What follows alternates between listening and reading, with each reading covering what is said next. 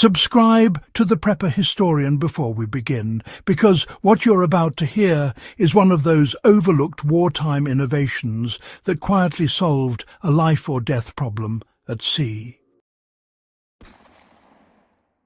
During the Second World War, thousands of sailors, airmen and merchant mariners found themselves stranded in lifeboats with limited rations, brutal wind exposure and one critical restriction: no open flame. A visible fire meant detection by enemy submarines or aircraft. Yet, without heat, morale collapsed. Water couldn't be sterilized, and survival time shortened dramatically. The solution was elegant, chemical, nearly smokeless, and designed to function in cramped, salt-soaked conditions. Today, that forgotten technology offers modern preppers a low-signature heating option that deserves serious study. Wartime necessity forced the invention of flameless survival heating systems at sea. The World War II lifeboat stove was not a conventional stove in the civilian sense.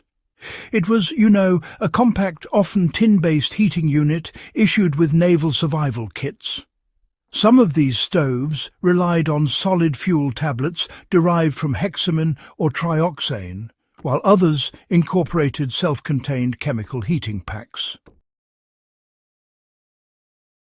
The key requirement was, honestly, minimal flame visibility, low smoke, resistance to wind, and, of course, safe operation inside a partially enclosed lifeboat canopy. Hexamine fuel tablets had already been used in military field stoves before the war, but lifeboat variants were, modified for maritime survival. The flame burned small and blue, producing little smoke and limited odour. In certain British and American survival kits, heating elements were paired with insulated containers that trapped heat efficiently, reducing fuel consumption. This clever pairing really helped to stretch limited resources in some pretty dire situations. German naval survival gear experimented with similar compact chemical systems, especially for U-boat emergency rafts. These innovations, they reflected a shared understanding of the challenges faced at sea. The strategic constraint shaped the engineering. A large cooking fire was impossible. A controlled micro-burn or chemical heat reaction was ideal. It's rather fascinating how necessity in these cases truly was the mother of invention. It reduced visual detection at night while still allowing the crew to warm condensed rations or, heat collected rainwater. The design principles reveal lessons modern preppers can apply immediately. The first principle was fuel density. Hexamine contains high energy relative to its size and, stores indefinitely if kept dry. Modern preppers can still purchase hexamine or trioxane fuel tablets today. Stored in waterproof containers, they remain viable for years. This makes them suitable for bug-out bags or marine kits. The second principle was wind shielding. W.W. Wotan. Lifeboat stoves used integrated wind guards or nested tin enclosures. If you recreate this system today, you can use a small folding metal windscreen or construct a simple aluminum barrier that encloses the tablet on 3 sides. The goal is not just concealment, but fuel efficiency. Even mild wind dramatically reduces heat transfer. The third principle was heat containment. Wartime survival manuals emphasized placing a canteen cup or ration tin directly over the small flame with minimal air gaps. Heat loss was the enemy. Modern insulated metal cups with lids, well, they replicate this concept perfectly. When you reduce airflow, you reduce fuel waste. Recreating a low-signature heating system for modern preparedness requires thoughtful adaptation. Well, you start with commercially available hexamine tablets, which are stored in sealed packaging. Then you pair them with a compact folding stove frame, or, if you prefer, you can construct a small steel bracket that holds the tablet just slightly elevated. Next, you surround it with a windscreen that has small ventilation openings at the base. This setup allows for oxygen intake without, exposing a bright flame. For maritime or coastal preppers, it's a good idea to add a non-reflective outer cover, which helps reduce the light signature at night.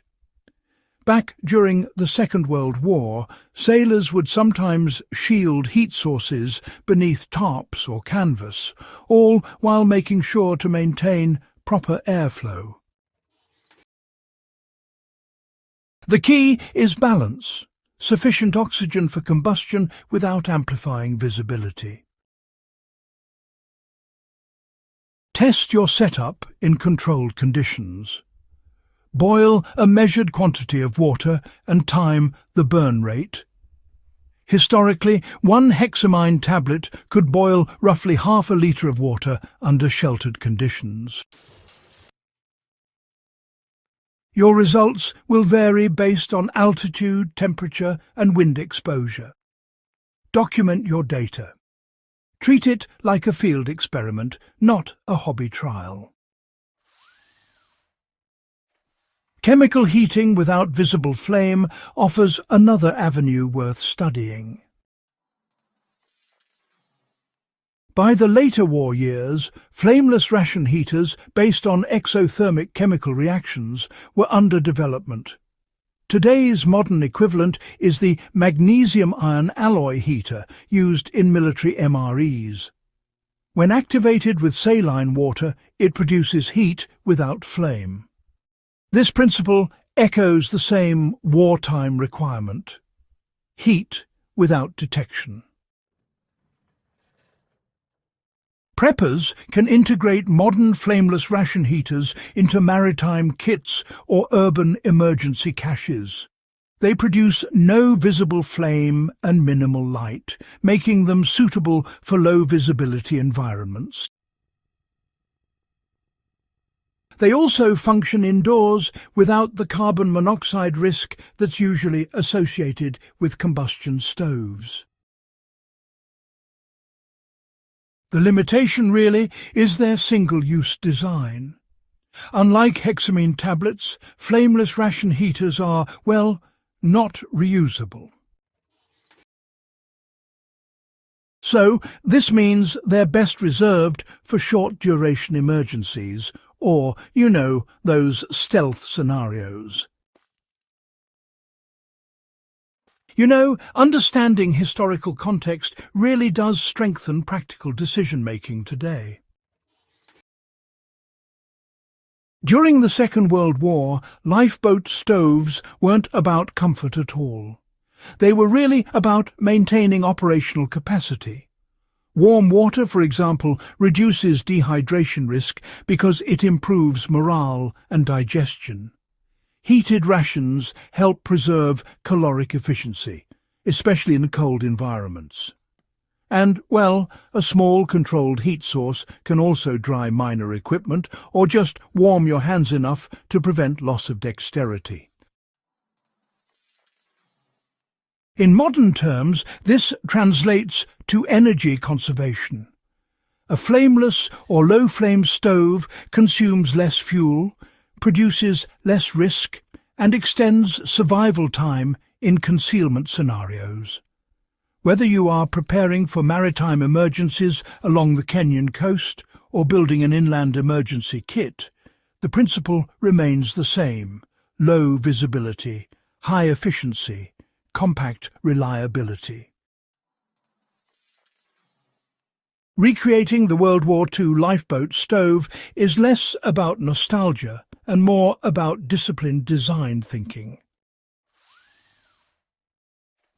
Do not overcomplicate the system. Keep components minimal. Waterproof your fuel. Shield your flame. Contain your heat. Test your burn rates. Store backups. Historical survival gear succeeded because it was simple enough to function under stress and harsh conditions.